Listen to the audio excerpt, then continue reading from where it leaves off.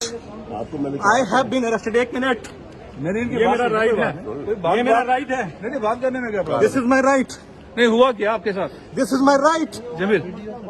नहीं, बात सुन लेते हैं, इसमें क्या? हाँ जमील,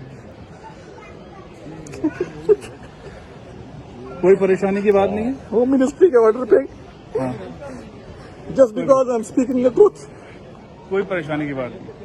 टॉर्चर आप बहादुर किया, हो। मुझे नंगा किया गया है, मेरे कपड़े उतारे, मेरे चपेटे मारी गई हैं। और इस्लामाबाद पुलिस ने ट्रांजिट इस वक्त मेरा रिमांड लिया है कराची से इस्लामाबाद ले जाने के लिए। मेरी फैमिली को पता नहीं है, मेरे चैनल को पता नहीं है।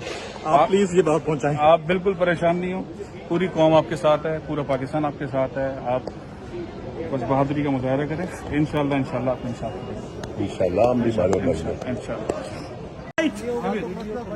नहीं, बात सुन लेते हैं, इसमें क्या? हाँ जमील,